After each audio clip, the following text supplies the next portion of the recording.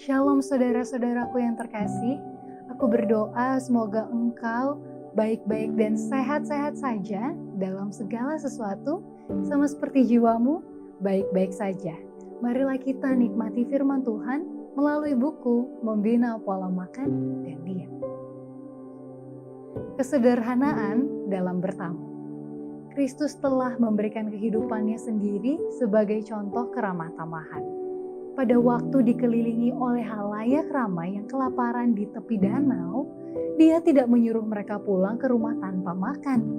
Dia katakan pada murid-muridnya, berilah mereka makan. Dengan kuasa penciptaannya, dia menyediakan makanan cukup untuk mengenyangkan semuanya. Namun betapa sederhana makanan itu. Di sana tidak ada kemewahan.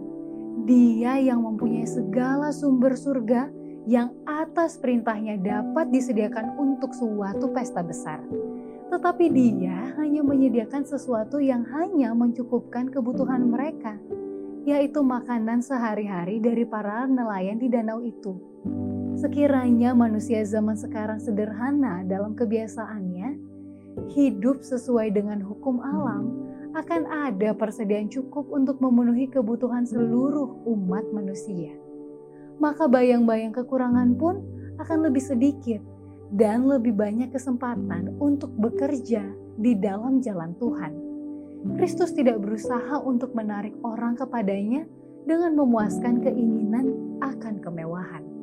Makanan sederhana yang disediakannya merupakan satu jaminan kuasa dan cintanya dan pemeliharaannya bagi mereka dalam hal kebutuhan sehari-hari. Laki-laki dan perempuan yang mengaku pengikut Kristus sering menjadi hamba kebiasaan selera yang rakus.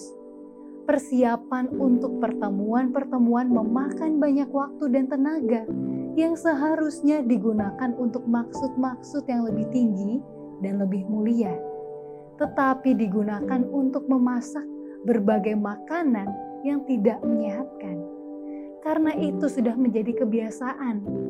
Banyaklah orang miskin dan buruh kecil terpaksa menggunakan banyak uang untuk persediaan bermacam-macam kue mewah, roti dan pastel, dan banyak lagi macam makanan untuk para pengunjung.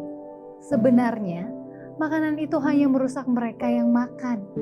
Pada saat yang sama, mereka memerlukan jumlah uang yang mereka keluarkan untuk membeli pakaian bagi mereka dan anak-anaknya. Waktu yang dihabiskan untuk masak-memasak yang hanya memuaskan selera dan merusak perut itu seharusnya digunakan untuk mendidik anak-anak mereka dalam pembangunan moral. Demikianlah renungan kita pada hari ini. Salam dari Departemen Kesehatan Uni Indonesia Kawasan Barat.